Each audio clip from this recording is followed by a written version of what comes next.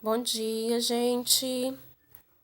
Hoje a gente vai estar dando continuidade ao nosso conteúdo de física, capítulo 5, as leis de Newton. Na verdade, esse conteúdo ele é uma revisão, né?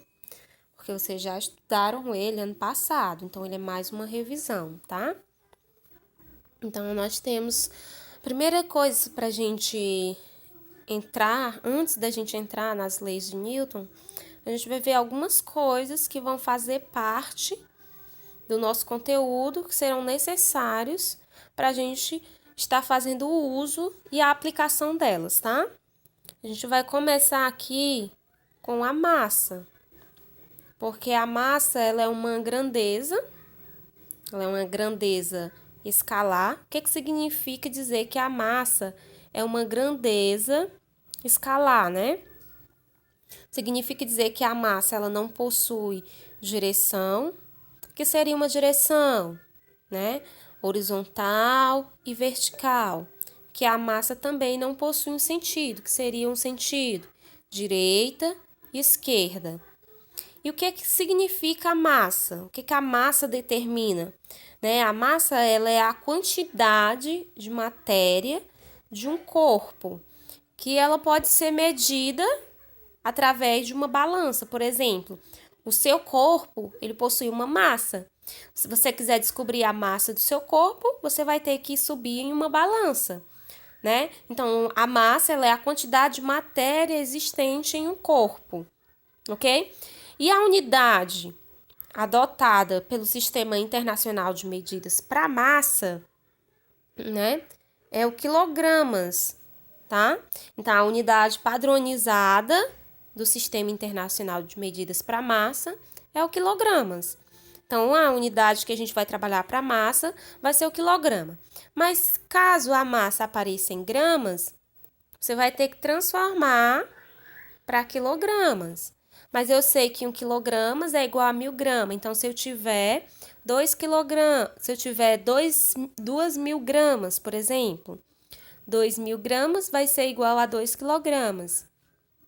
Se eu tiver 10.000 gramas, então 10.000 gramas vai ser igual a 10 quilogramas.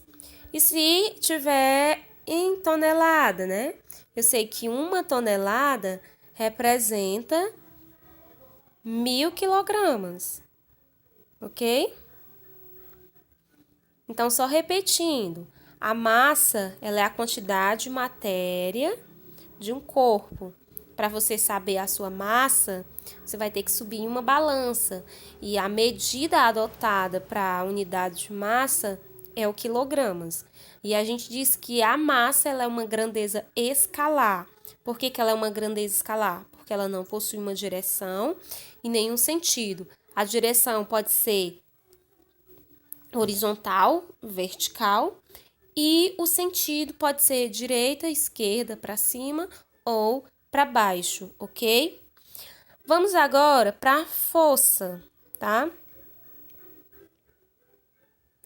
A força, ela já é uma grandeza diferente da massa vetorial.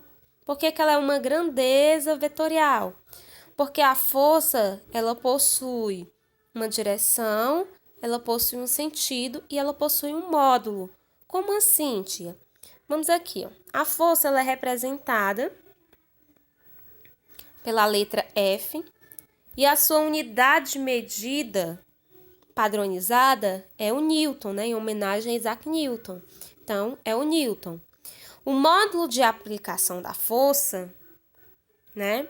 É uma força que foi aplicada sobre um determinado objeto, sobre um determinado corpo, né? Sobre alguma coisa.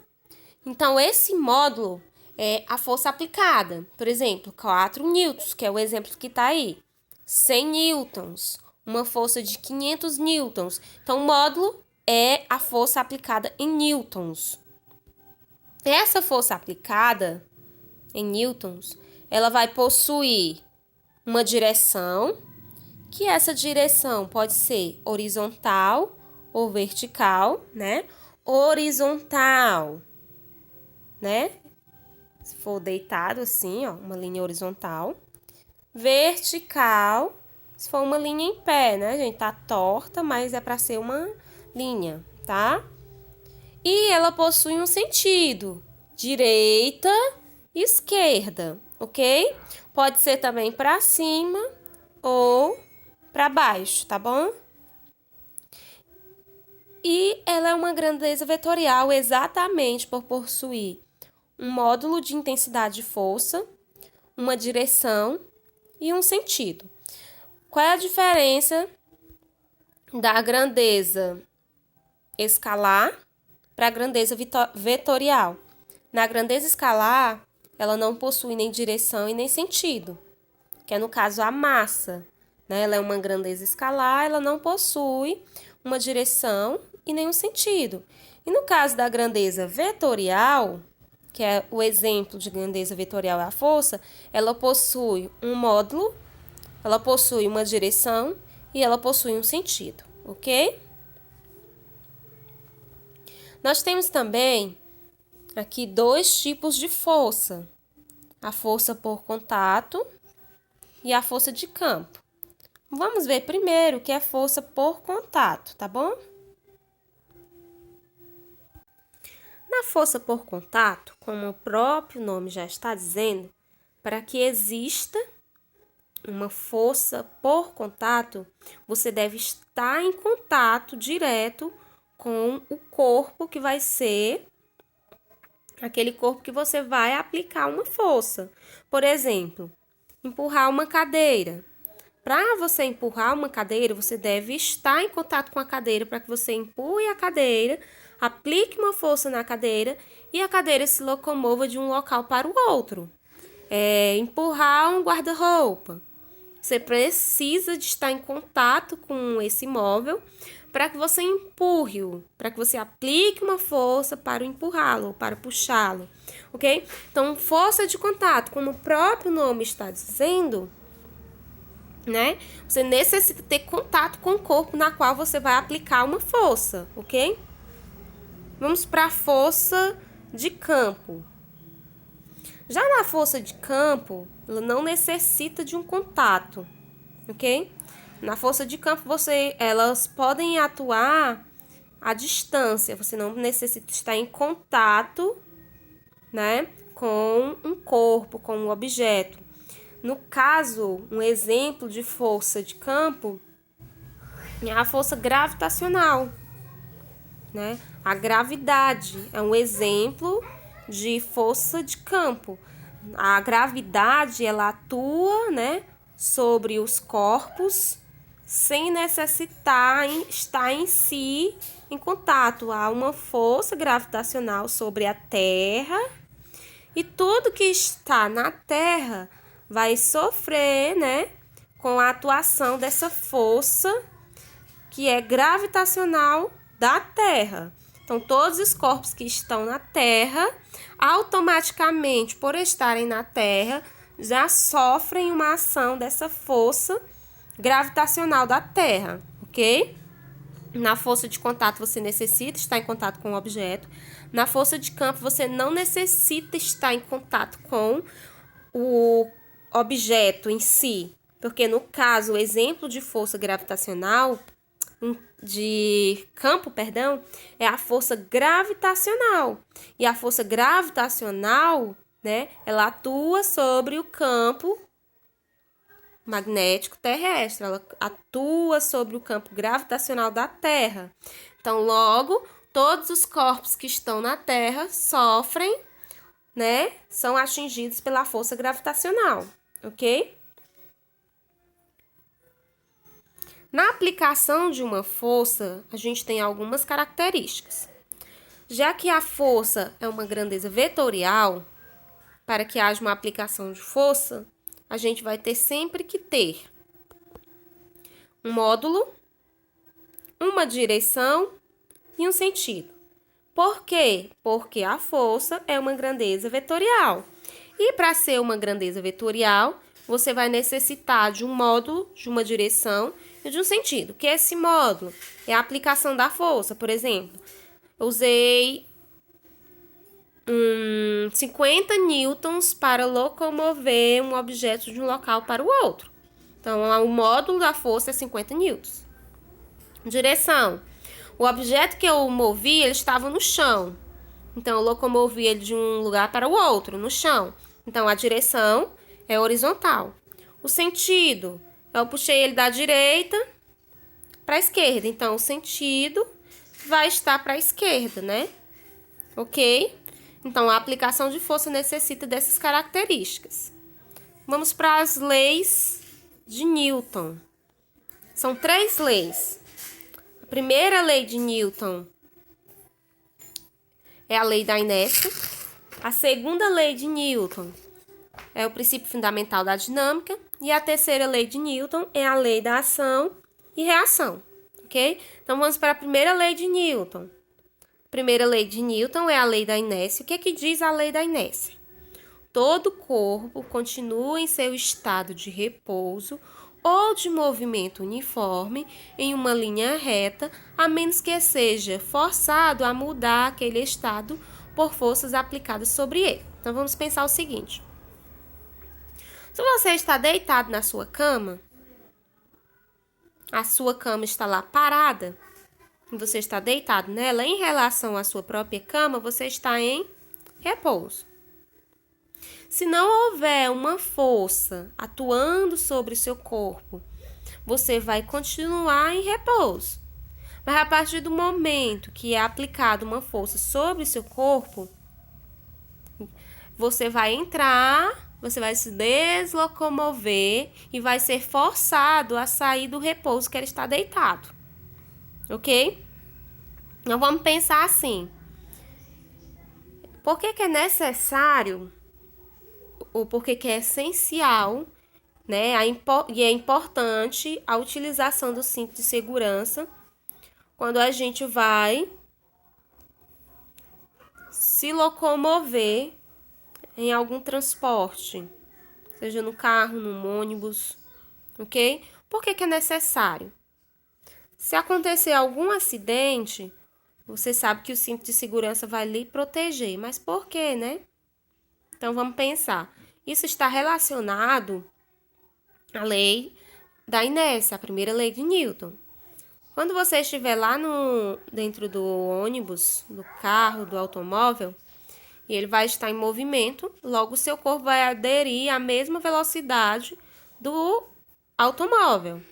Se ele frear de uma vez, o seu corpo ele vai ser lançado para frente. Por que o seu corpo é lançado para frente quando ele freia bruscamente? Porque o seu corpo tinha adquirido a mesma velocidade do carro e o carro estava em movimento. Então, você tendeu a continuar em movimento. Seu corpo tendeu a continuar em movimento, porque agora o carro vai parar, vai para o repouso. E seu corpo, né, tendeu a continuar em movimento. Então, vamos ver aqui, ó. Um exemplo. Nós temos aqui um corpo em repouso, um esquemazinho com um corpo em repouso e um corpo em movimento. Se o corpo está em repouso e atuar sobre ele uma força resultante nula, ou seja, não vai ser aplicada nenhuma força, o corpo vai permanecer em repouso, ok? Mas o corpo estava em movimento, se movendo em linha reta com velocidade constante. E a força aplicada sobre ele foi nula. Então, o corpo vai permanecer em movimento, ok? Então, se a força aplicada sobre o corpo for nula, o corpo permanece no seu estado original, seja ele em repouso, seja ele em movimento. Mas a partir do momento que a força aplicada ela for maior que zero, então aí vai haver uma forçação, né, da pessoa sair do seu estado original, seja ela sair do repouso ou seja ela sair do movimento. Vamos ver esse outro exemplo. Nesse segundo exemplo, a gente tem 2 pessoas aqui, ó, dentro desse ônibus e o ônibus está em movimento, ok? O ônibus está em movimento, logo as pessoas têm a mesma velocidade do ônibus, né? Adquirindo assim um movimento. Já se você comparar uma em relação à outra, usando o ponto de vista de que eu tenho um referencial, uma pessoa em relação à outra, elas estarão em repouso, né? Em relação ao ônibus, elas adquirem a mesma velocidade do ônibus, ele está em movimento, logo elas estarão em movimento. Se a força aplicada aqui for diferente de zero, no caso o ônibus que está em movimento, ele vai frear, o que ele vai fazer? As pessoas que estavam vão ser lançadas para frente, né? Então, elas estavam em movimento porque elas aderiram à mesma velocidade do ônibus. Então, quando elas foram forçadas a uma força, elas continuaram em movimento. Agora, se você pegar o ponto em que elas estavam em repouso, uma em relação à outra, quando aplicada uma força maior que zero, elas foram obrigadas a sair do repouso, ok? Vamos para a segunda lei de Newton. Na segunda lei de Newton, eu tenho a lei fundamental da dinâmica, ou o princípio fundamental da dinâmica. O que diz o princípio fundamental da dinâmica? Que a aceleração adquirida por um corpo ela é diretamente proporcional à massa, de forma que sua força e aceleração têm a mesma direção. Então, quanto maior for a massa desse corpo, então eu tenho que a massa vai ser sempre diretamente proporcional, né, à aceleração adquirida, ok? Então, a fórmula que a gente utiliza para calcular, para o cálculo da lei, o princípio fundamental da dinâmica, a gente tem que a força resultante é igual a massa vezes a aceleração, ok? Lembrando aqui, gente, ó, tanto a força quanto a aceleração, elas estão com uma setinha em cima. O que implica essa setinha? Que tanto a força é uma grandeza vetorial, quanto a aceleração. Ou seja, a aceleração, ela também vai ter um módulo, e ela também vai ter um sentido, e ela também vai ter uma direção, ok? Então, tanto a força quanto a aceleração, elas são grandezas vetoriais. Então, ambas vão ter um módulo, vão ter uma direção e vão ter um sentido, ok? Vamos fazer aqui um exemplo. Um corpo de massa de 4 kg encontra-se inicialmente em repouso e é submetido à ação de uma força cuja intensidade é igual a 60 newtons. Calcule o valor da aceleração adquirida por esse corpo. Então, eu quero encontrar o valor da aceleração que esse corpo adquiriu. Quais são as informações que eu tenho? Eu tenho a massa, eu tenho a força e eu quero encontrar a aceleração. Então, eu vou substituir na fórmula. Força é igual a massa vezes a aceleração. Força, 60 newtons, igual a massa, que é 4, vezes A. Então, eu vou ficar com 4A igual a 60, então A vai ser igual a 60 dividido por 4. Logo, a aceleração vai ser igual a 15 metros por segundo. Então, eu encontrei a aceleração desse corpo, adquirida por esse corpo. Terceira lei de Newton. A terceira lei de Newton é a lei da ação e reação, né? É o princípio da ação e reação. O que diz o princípio da ação e reação? A toda reação corresponde uma reação de mesmo módulo, mesma direção e de sentidos opostos. Então, para cada ação realizada, vai existir uma reação. Essa reação vai ter o mesmo módulo de força. Então, se a força aplicada for 10 newtons para a ação, a força de reação também vai ser 10 newtons. Mesma direção. Se a força aplicada for na horizontal da ação, a reação também vai ser na horizontal. Mas de sentidos opostos. Ou seja, se o sentido da ação for direita, o sentido da reação é para a esquerda. Vamos ver aqui, ó. Nós temos aqui um par de ação e reação. Nós temos o objeto A, né, entrando em ação com o objeto B. Então, aqui, ó, ambos estão em uma mesma direção, na horizontal. Porém, ó, em sentidos opostos. Então, o par de ação e o par de reação. E ambos vão possuir o mesmo módulo de força, ok? Então, revisando, características do par de ação e reação. Módulos iguais, mesma direção e sentidos opostos. Então, módulos iguais, mesma direção e sentidos opostos. Força-peso, né? Força-peso é uma força, no caso, peso é uma força que atua sobre os corpos. No caso, essa força, né? Há uma atuação de intensidade na qual vai ser utilizada a aceleração da gravidade.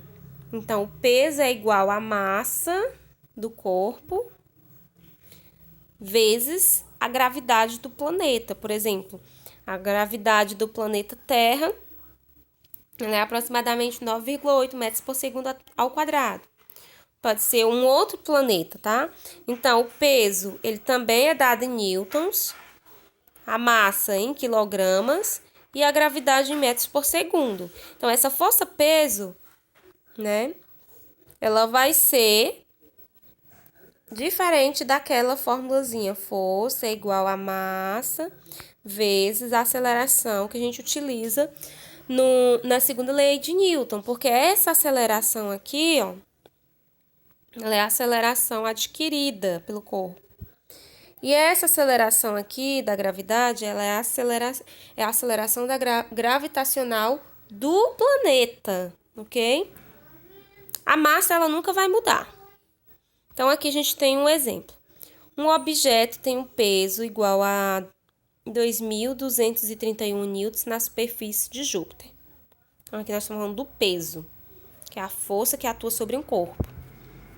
Com gravidade de 24,79 metros por segundo. Então, essa é a gravidade de Júpiter. Qual deve ser o peso desse corpo em Marte, onde a gravidade é de 3,7 metros por segundo ao quadrado? Lembrando, gente, que a massa, independente do planeta, ela nunca vai mudar. Já o peso, como ele é uma força, né, que atua sobre um corpo, dependendo da gravidade do planeta, ele vai mudar. Então, um corpo aqui na Terra é diferente do peso do corpo lá na Lua, por causa da gravidade do planeta. Então, vamos ver a resolução. Eu vou usar a fórmula peso é igual a massa vezes a gravidade. Eu tenho um peso que é 2.231. A massa que eu não sei quem é, então eu vou descobrir. E eu tenho a gravidade de Júpiter, que é 24,79. Ok? Então, a massa vai ser igual a 2.331 dividido para 24,79. Então, a massa vai ser igual a 90 kg. Como a massa não muda independente do planeta que ela vai estar, a gente vai substituir agora a massa utilizando a mesma fórmula para descobrir o peso em Marte. Então, o peso vai ser igual a massa vezes a gravidade. Vai ficar 90 vezes 3,7, que é a gravidade de Marte. Então, o peso vai ser igual a 333 newtons, ok? Ao finalizar o vídeo, comentem e curtam, tá bom? No vídeo.